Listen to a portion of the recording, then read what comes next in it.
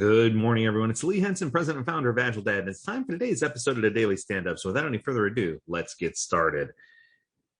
Our week is already halfway over. Isn't that incredible? The week is halfway over. Life is good. People are happy, and things are just progressing in the right direction. So today I wanted to talk to you about another recent post that was sent to me.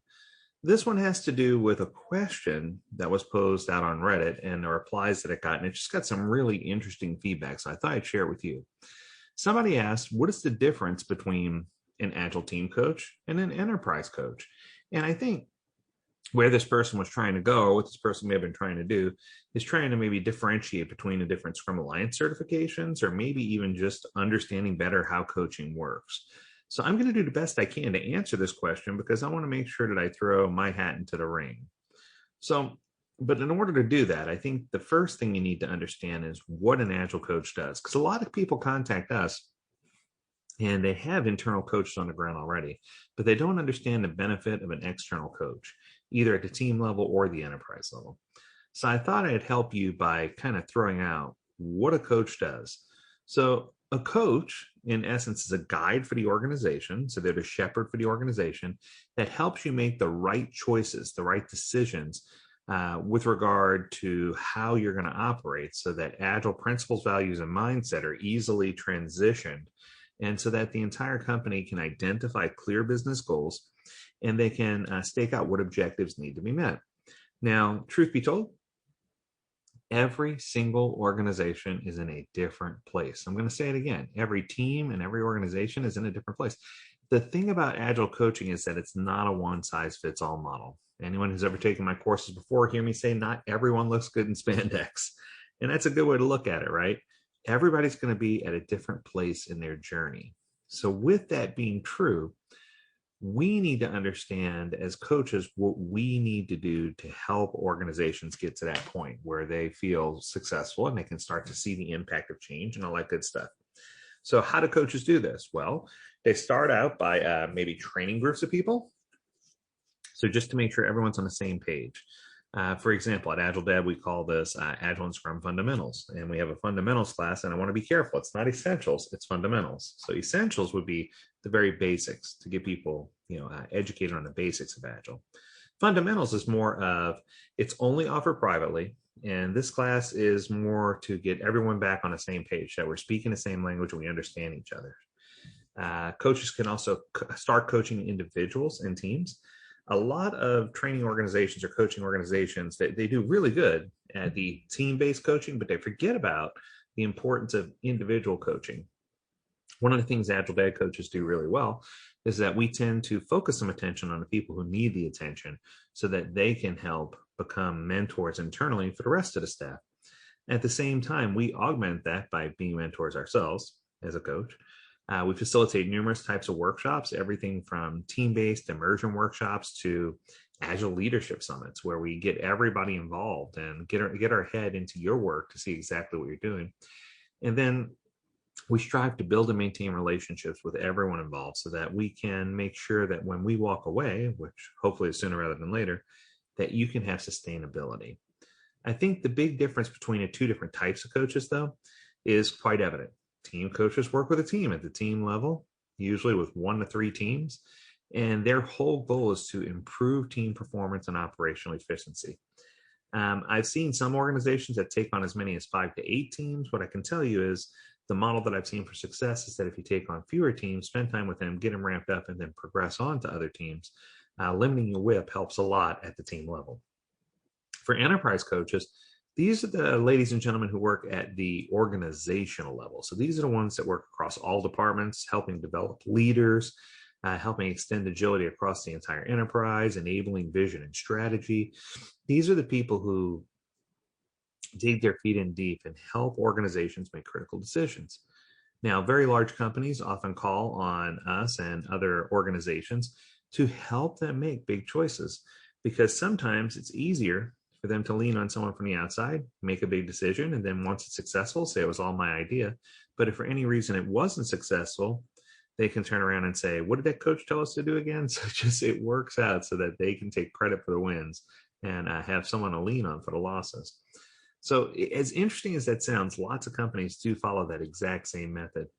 I think there are a list of what I call intangibles or coach must-haves that in order for you to make sure you have a good qualified coach, they need to have the following things. So the first one is they need to have a deep understanding of what agile, lean, and whatever approach you're trying to take.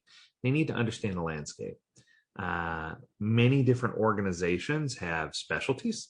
Some organizations focus on only technical companies. Some focus on banking or insurance, or they have specialties. Yes, and I think that it's important to get a coach that has some experience in your genre, but it also is helpful to get someone who's T-shaped, that has a lot of experience across and a lot of experience now.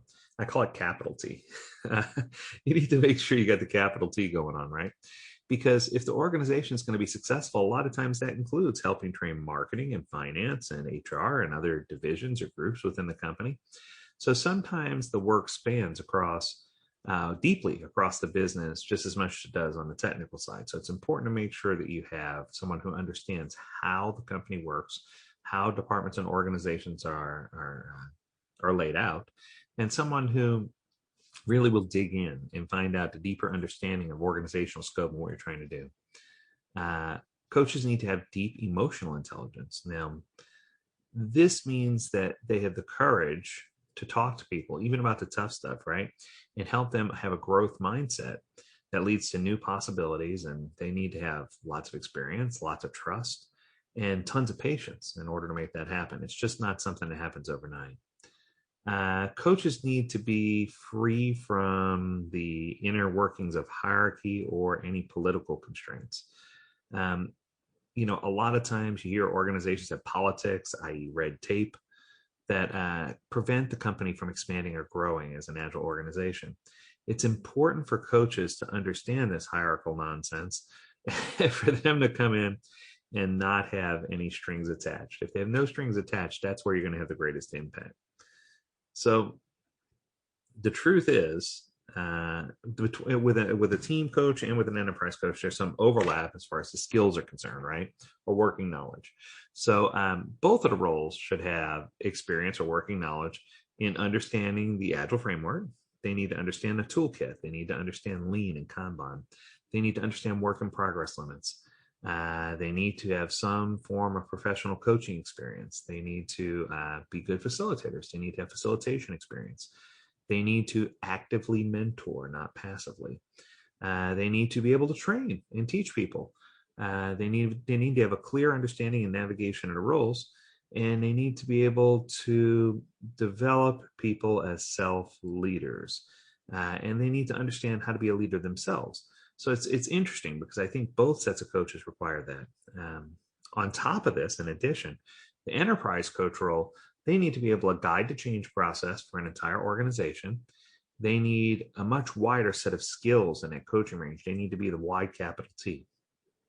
They need to develop leadership in others and encourage others to do better and do more. They need to be able to guide organizational agility at the top level. They need to be able to work with multiple different contexts and departments all at the same time, because sometimes you have to cross thread, which is really, really cool. And they need to be comfortable working with senior leaders all the way up to the C level. So it's important to identify who these people are. Now, the truth is, trying to get the team coaches internally is a good idea. I often go in and I tell people set up an Agile Center of Excellence, and we'll help them do that. And then we'll have our external coaches help them find internal people who would be successful in the role of team level coach. And we've successfully done that in several companies. And people look at me like I'm crazy because I tell them my job's to work my way out of a job. I want to get you with that internal control and leadership so that you can have success within your organization. And we want to build those internal capabilities so that people feel confident in their ability to do the coaching. Last but not least, when it comes to the enterprise level, or when it comes to kickstarting this, there's one piece of advice that I can give to everyone. And it sounds self-serving, but it's really not intended to be. And that's hire an external coach. If you hire someone who's worked with over 40 to Fortune 100 companies, somebody with over, with hundreds of positive reviews on LinkedIn, someone where you can confidently go online and type into Brad Pitt of Scrum and their name pops up. That's where you want to be. You want to find that coach that's going to help your company grow. You want to find a coach that has years of experience and decades of experience helping organizations with a proven track record of success. You want to find a coach who is going to come in with confidence, no holds barred, without a filter, that's going to help you stand up an Agile Center of Excellence and help your organization be successful. So I hope this was helpful for you. As always, we encourage you to tune in to AgileDad.com, where you can learn more about this topic and many others. And if you have a topic you want us to cover on a Daily Stand-Up podcast, don't hesitate to let us know. We'd love to hear from you. And as always, we encourage you to stay healthy, stay well, and stay agile, my friends. Until next time, do take care.